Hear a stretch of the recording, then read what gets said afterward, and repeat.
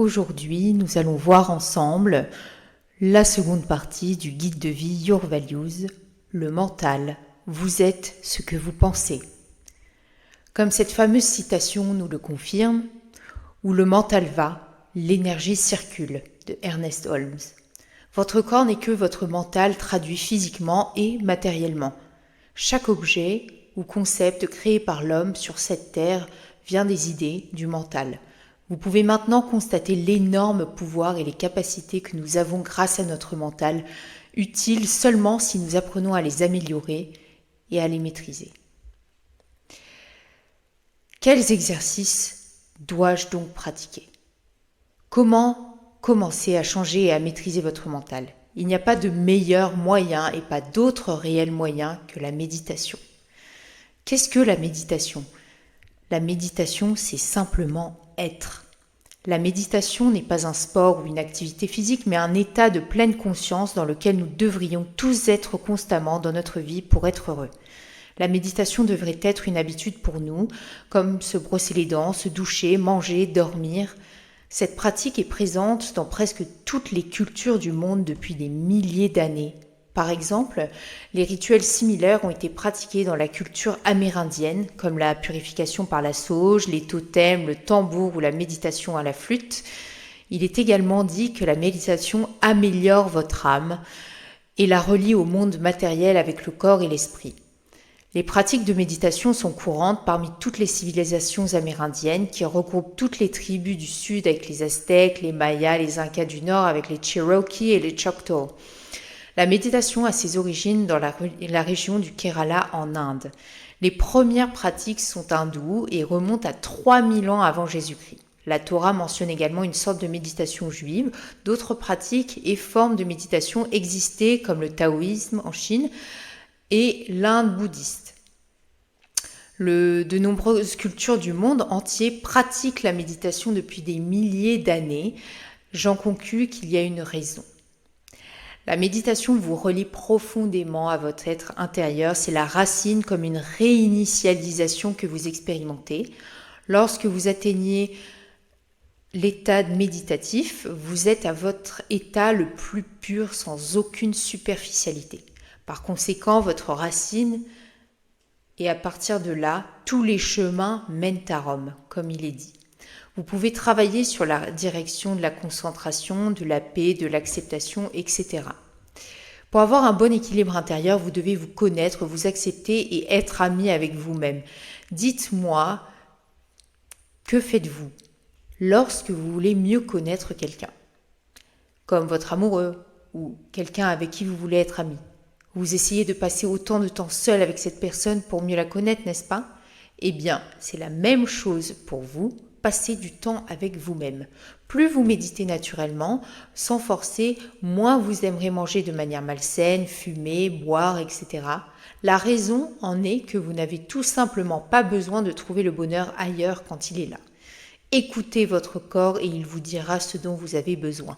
Laissez l'énergie circuler en vous, laissez-vous être et vivre. Pour être honnête, la méditation est probablement la seule activité que vous ne pourrez jamais trop pratiquer. Vous ne pouvez jamais trop méditer ou surméditer, souvenez-vous-en. Il y a des avantages, vous n'avez rien à perdre et cette pratique ne peut vous nuire. Voici quelques-uns des principaux avantages d'une pratique méditative régulière. Tout d'abord, la conscience de soi. Lorsque vous méditez, vous êtes seul avec vous-même, face à vous-même, sans aucune distraction. Vous apprendrez à être dans le moment présent. Après un certain temps de pratique, vous commencerez à avoir des changements de comportement dans votre vie quotidienne. Par exemple, lorsque vous êtes pleinement dans le moment présent, votre concentration et votre mémoire s'améliorent. Vous sentirez beaucoup plus d'intuition et votre instinct. Et la raison pour laquelle tout cela se produit est parce que vous apprenez à être totalement conscient et présent dans le moment sans être dérangé ou pollué par les événements extérieurs. Secondement, guérir, reprogrammer votre subconscient et construire de nouvelles habitudes.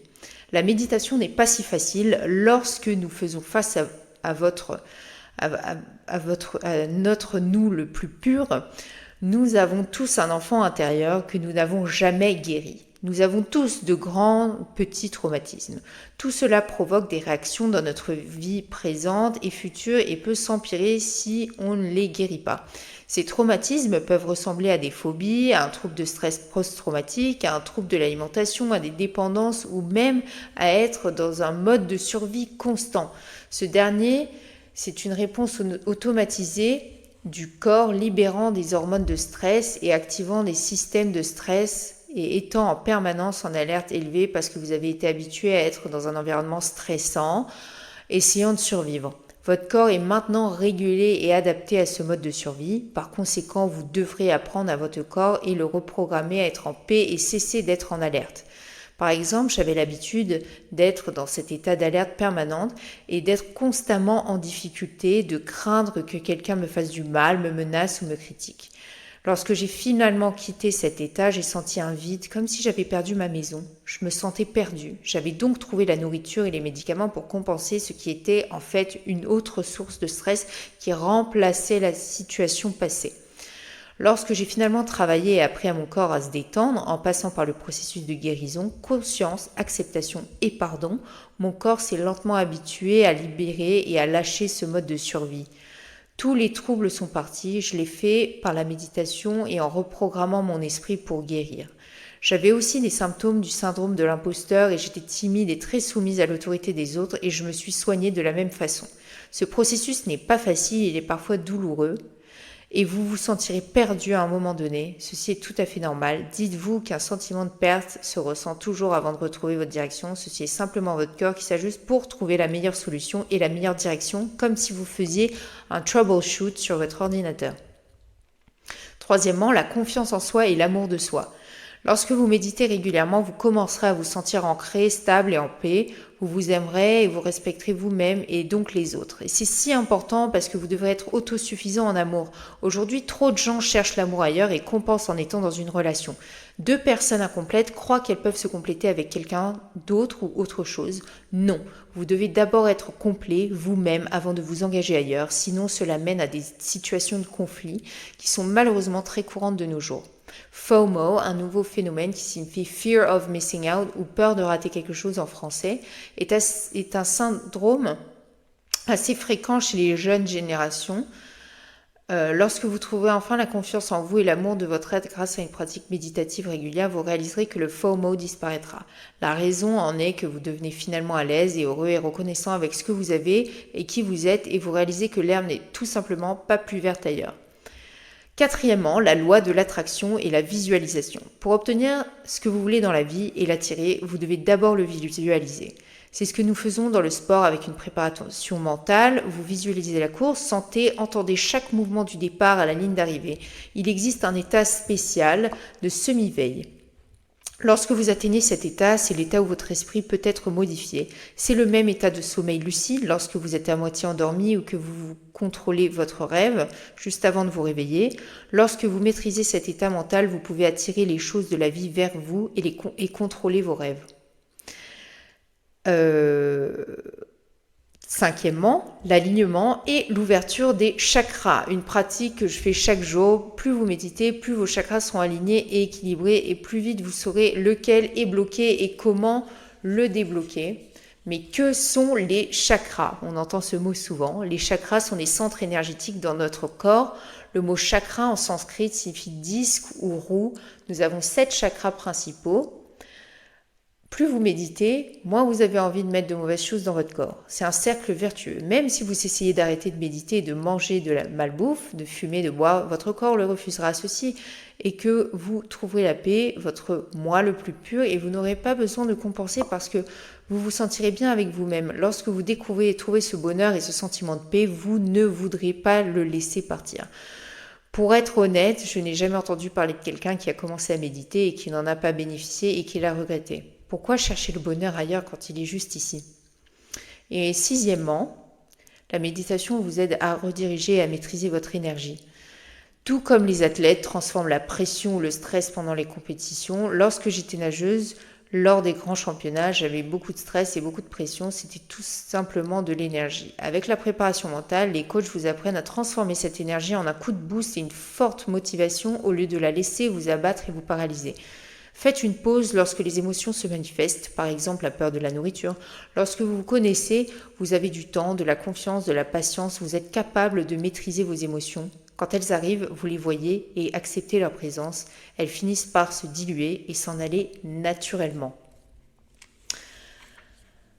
Il y a de nombreuses autres pratiques qui existent pour améliorer le développement de votre mental et en voici quelques-unes. Les différentes méthodes de méditation comme le body scan, c'est une méthode qui consiste à scanner votre corps de haut en bas ou de bas en haut en relâchant au maximum chaque centimètre de votre corps, chaque millimètre carré, chaque muscle, chaque ligament. C'est une excellente technique pour libérer le stress ou avant de dormir pour guérir l'insomnie. La pleine conscience, pour ce faire, soyez simplement dans l'instant T, conscient de tout ce que vous ressentez dans votre corps, peut-être le vent sur votre visage, la douleur ou la tension dans votre bras, les bruits de voiture, les événements de fond, les vagues frappant sur les rochers, si vous êtes dehors. C'est un excellent exercice pour se concentrer et travailler sur la conscience. Partie 3, la valeur de vie, la première que vous pouvez trouver dans le livre. La culture zen, c'est une pratique qui vient du Japon. Zen qui signifie méditation et la culture zen comprend le zazen qui est une méditation assise et le kilin qui est une méditation marchée qui signifie sentir un pas en faisant un pas, faire un pas complet. Le yoga, une autre méthode, c'est une pratique ancienne qui date d'il y a plusieurs milliers d'années. Tout comme la méditation, elle vient d'Inde et c'est une sorte de méditation active qui travaille l'esprit, exerce le corps et assagit l'âme. Je recommande cette pratique grandement. Chaque posture a un sens, un but et vous aide à débloquer vos chakras. Le yoga offre de nombreux avantages. Il améliore significativement votre posture, apporte un équilibre interne en faisant circuler votre énergie interne, ouvrant votre chakra. Vous avez davantage confiance en vous, limite et réduit les douleurs articulaires, extériorise le stress, amène la paix, le calme, empêche les raideurs et amène de la souplesse au corps. Il améliore votre condition physique et renforce les muscles de fond. Il existe de nombreuses sortes de yoga différentes. Chacune a des avantages et des niveaux de difficulté différents. En voici quelques-unes comme le vinyasa, le kundalini, le yin, le iyengar, le power yoga, le yoga restauratif. Vous avez aussi le hatha, le ashtanga qui sont un petit peu plus compliqués, le bikram dans une salle à 40 degrés Celsius et 40% d'humidité. Et le yoga prénatal pour les femmes enceintes, par exemple. Il y en a plein d'autres. La Bhagavad Gita, qui est un livre sacré indien, dit ainsi « Lâcher prise conduit à l'éveil ». C'est exactement ce que le yoga enseigne. Et c'est exactement ça. On apprend à durer des heures, à faire ses postures, sans jamais être fatigué, en utilisant son énergie vitale. Ce qui est super aussi pour le mental, c'est s'inspirer d'un style de vie qui vous convient et qui est idéal pour votre esprit, qui fonctionne comme une ligne directrice, qui vous rendra plus organisé, paisible et peut également vous permettre de vous sentir connecté et de faire partie d'une communauté partout dans le monde. Chaque pays a un style de vie qui favorise la santé et le plaisir et est associé à une esthétique particulière, y compris le design intérieur, certaines palettes de couleurs, les vêtements, l'alimentation et même les genres musicaux. Et en voici quelques-uns. Au Danemark, Hygge favorise les moments agréables avec vous-même ou avec vos proches en dehors de la routine quotidienne. Ikigai au Japon fait référence à une passion qui donne de la valeur et de la joie à la vie. En France, le savoir-vivre signifie la capacité de bien vivre et de jouir intelligemment, de répondre à toutes les situations avec aplomb, bonne manière et élégance. Le dolce far niente en italien se traduit par une détente agréable dans un far niente insouciant. La philosophie de vie suédoise, l'Argom, est pas trop peu, la bonne quantité. Ho'oponopono d'Hawaï signifie simplement faire les choses correctement. Le sisu est un concept en Finlande décrit comme une détermination stoïque, la ténacité de la bravoure et de la résilience. Alors je ne sais pas comment ça se prononce, mais Cossagach, dans les hautes terre d'Écosse est un mode de vie qui se traduit par abrité ou confortable. Friluftsliv, qui vient de Norvège, c'est une philosophie basée sur une vie simple dans la nature sans détruire ni la déranger. Ubuntu d'Afrique est basé sur l'idée d'humanité envers les autres. Et enfin, pour terminer cette partie sur le mental, vous pouvez soigner votre mental. L'esprit comme le corps a besoin de guérison en cas d'événements passés difficiles ou de traumatisme. Your Values traite déjà cela, mais parfois une guérison supplémentaire peut être nécessaire. Si ces blessures sont pas traitées, elles resteront en vous et vous empêcheront de devenir la meilleure version de vous-même et d'être pleinement heureux. Ces médecines alternatives sont bien sûr naturelles, mais surtout pour les traumatismes intenses qui durent depuis des années. Si en suivant Your Values, vous croyez que quelque chose d'autre est nécessaire et qu'un travail plus approfondi doit être effectué, voici quelques pratiques pour vous. L'hypnose. L'hypnose est un état accru de concentration et d'attention focalisée guidé par un hypnotiseur ou une hypnothérapeute formé et certifié. L'un des avantages de l'hypnose est également de mettre le sujet dans un état confortable et plus confortable que sa vie mentale quotidienne. Plus le sujet ressent le différentiel de confort, plus il sera réactif à l'hypnose. Car l'hypnose inhibe, détend, efface le doute et l'anxiété et nous plonge dans un état que nous ne voulons pas fuir. C'est Idriss Aberkan qui dit cette phrase et je suis tout à fait d'accord avec ça. Ensuite, vous avez la psychothérapie et la psychologie. Ce sont deux études qui étudient l'esprit d'un patient. La psychothérapie implique cependant un traitement physique. La psychologie est très occidentale. Je crois qu'il peut en effet être intéressant de parler, de s'exprimer à quelqu'un d'extérieur à sa vie. La thérapie psychédélique, la nature nous offre des médicaments naturels pour expérimenter la thérapie par hypnose et ces éléments permettent à l'esprit d'atteindre l'état d'hypnose décrit ci-dessus. La psilocybine trouvée dans les champignons, le LSD, la MDMA, l'ayahuasca qui provient de plantes et sont souvent utilisés dans la culture chamanique peuvent être utilisés pour la thérapie psychédélique. J'espère que cette partie vous a plu, vous a donné des réponses et des solutions. Si vous avez des questions, n'hésitez pas à m'écrire. Si vous avez des idées également, n'hésitez pas à me contacter. Vous pouvez trouver mon livre, mes podcasts, YouTube, Instagram, booker des sessions avec moi. Vous en avez une gratuite pour commencer. Je vous souhaite une bonne vie jusqu'au prochain podcast et à très vite. Merci d'avoir écouté. Merci. À bientôt.